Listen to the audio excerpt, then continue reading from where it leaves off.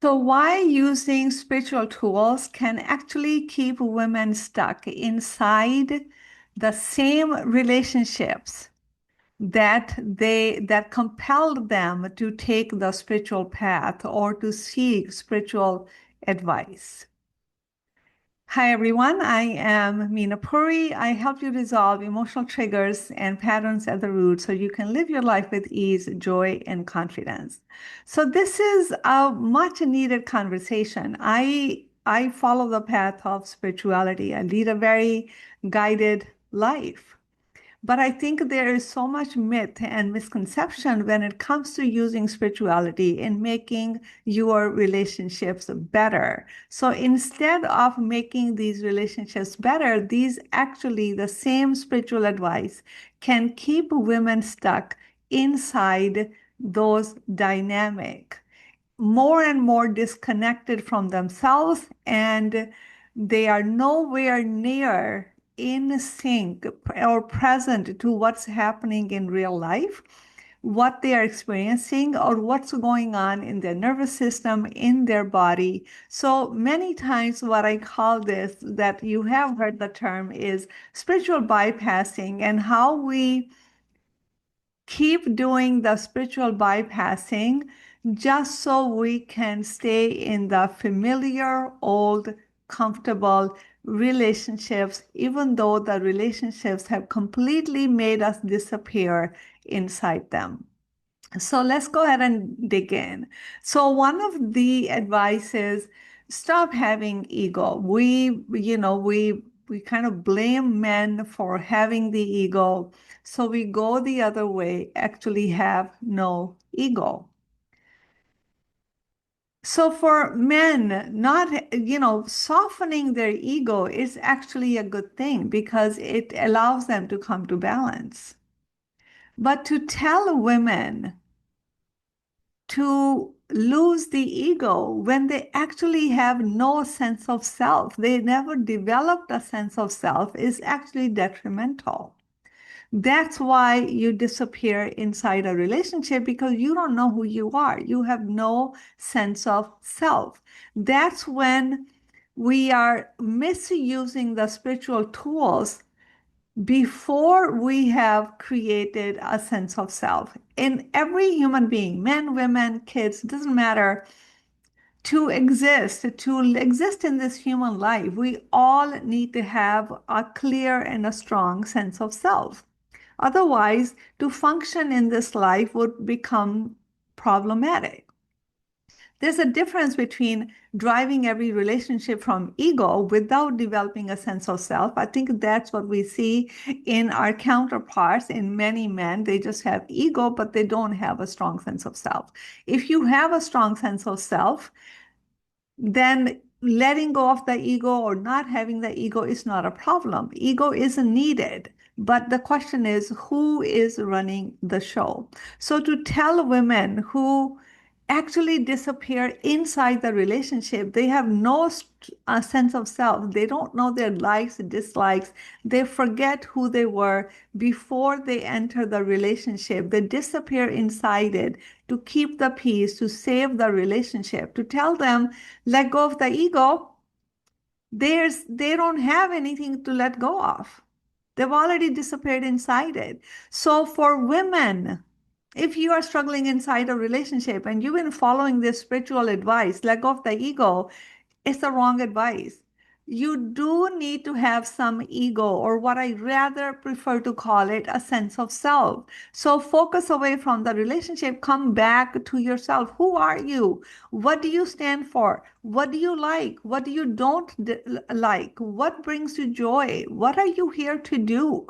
What happens when everything falls apart? Can you go within yourself and trust your gut feeling, your intuition, your deeper knowing? This is how you begin to develop a sense of self. Okay, so now let's go ahead, and before I move to the second point, I want to share with you that I will be opening enrollment for a 12-week program for women who are stuck inside difficult relationships and are plagued with the question, should I stay? Should I leave? Is to take them to a place of clarity, confidence, so they can make this important decision from a different place.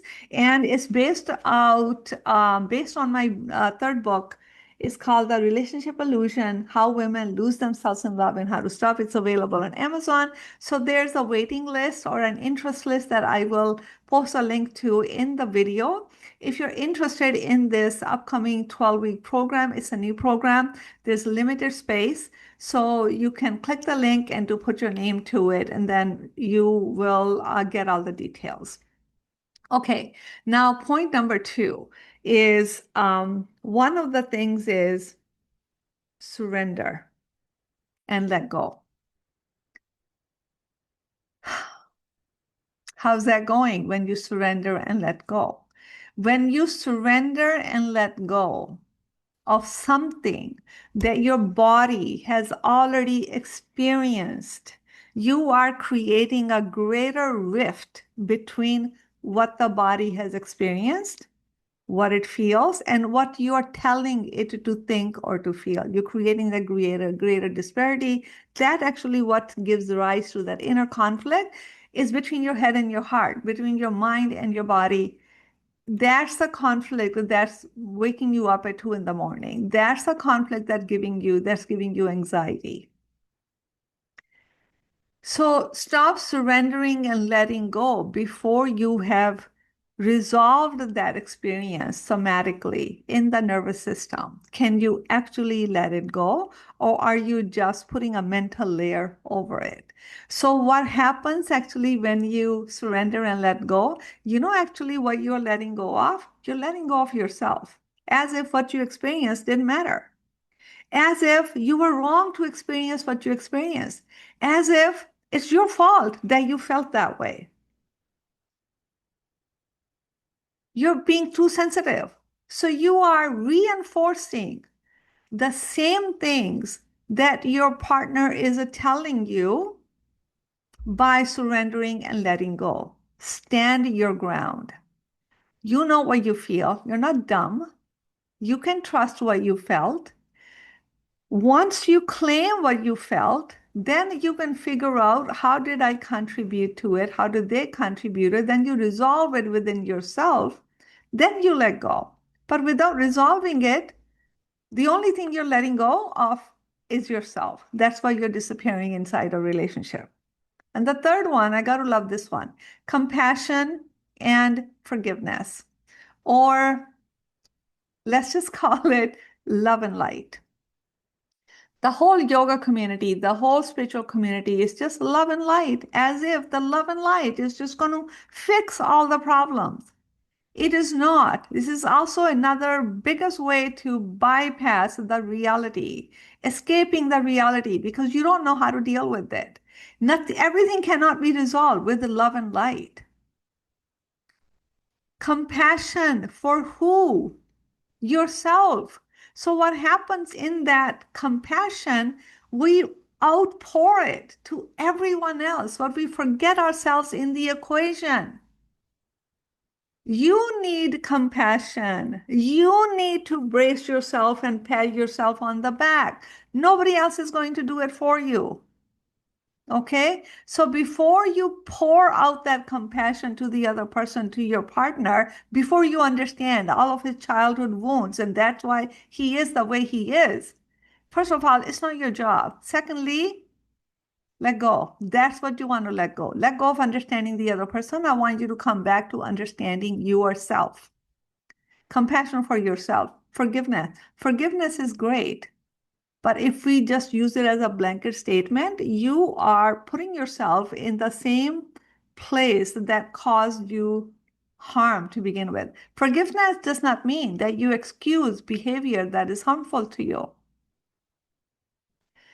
It's not even, I actually dislike the word forgiveness. Like I am some judge and jury and I get to forgive the other person. Who cares? The point is about truth. Somebody hurt you. Heal that, figure all of that out. That's all you need to do. You don't need to forgive the other person, tell the other person, oh, it's okay, because it's not even your place. First of all, it is not okay. It is not okay for anyone to hurt you. It's not okay for you to hurt anybody. And if you have done it unknowingly, then you need to acknowledge it and make up for it and shift that behavior. So it's not about forgiveness because forgiveness is up to the God, up to God. I don't like that term.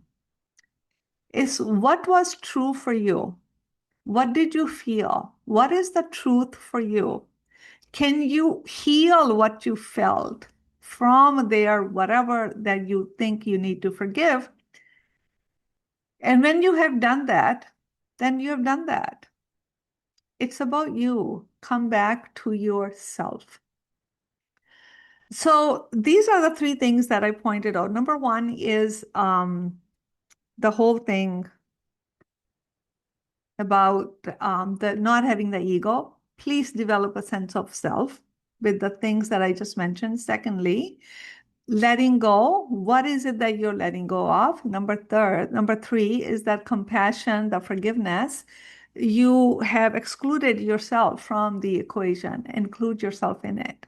So these are the things that are going to help you come back to yourself. So when you are in a relationship, who is in the relationship? You are included in that relationship. Your authentic self is included in the relationship, not some masked version of you that you don't even recognize. Okay, so I hope that that was helpful. Do share in the comments what's your takeaway. And if you are interested in really moving through this difficult shift here from the relationship to yourself, so you can get grounded in yourself, make these kind of decisions from a place of clarity, and return back to yourself, then go ahead and click the link for that list. When the program is ready for enrollment, with all the details, you'll get notified. And if you like this video, please share it with another woman who may benefit. So like, share, comment. Thank you so much for being here, and I look forward to seeing you at the next video.